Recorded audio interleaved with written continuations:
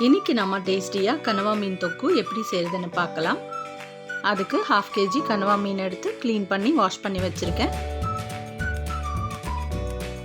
கடாயில் 3 டேபிள்ஸ்பூன் எண்ணெய் விட்டு சூடானதும் 1 டீஸ்பூன் சோம்பு, சின்னதாக கட் பண்ணி வச்சு 2 ஆனியன் ஆட் பண்ணிட்டு ஃப்ரை பண்ணிக்கலாம்.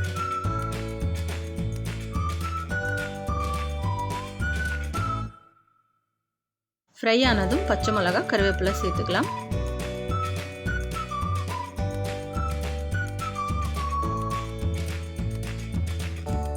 இப்போ 1 டேபிள்ஸ்பூன் இஞ்சி பூண்டு பேஸ்ட்டை போட்டு பச்சை வாசனை போகிற வரலும் வதக்கிடலாம்.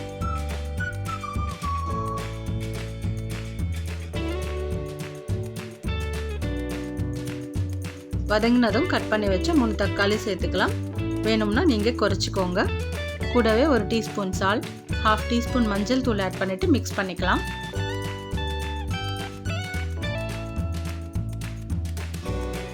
மீன் இருந்தால் போதும், ரொம்ப சிம்பிளாக கம்மியான டைமில் செய்யக்கூடிய ரெசிபி இது.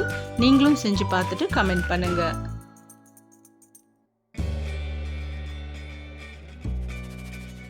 மூடி போட்டு 2 நிமிஷம் வேகட்டும். அப்போ தான் டொமேட்டோ நல்லா சாஃப்ட் ஆகிடும். இதில் 1 டேபிள்ஸ்பூன் தனியாத்தூள், 1 டீஸ்பூன் கரம் மசாலா, 1 டேபிள்ஸ்பூன் மிளகாத்தூள் சேர்த்துக்கிட்டு தீயாமல் ஃப்ரை பண்ணிக்கலாம்.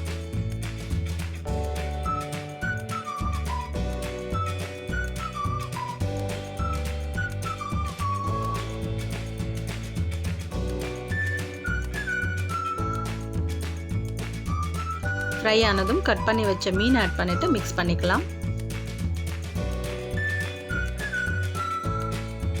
மிக்ஸ் ஆனதும் மூடி போட்டு 5 நிமிஷம் வேகட்டும்.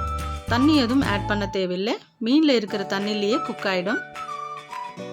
தண்ணி நல்லா ட்ரை ஆகிட்டு எண்ணெய் பிரிஞ்சு வரும்போது 1 டீஸ்பூன் மிளகுத்தூள் ஆட் பண்ணிட்டு மிக்ஸ் பண்ணிக்கலாம்.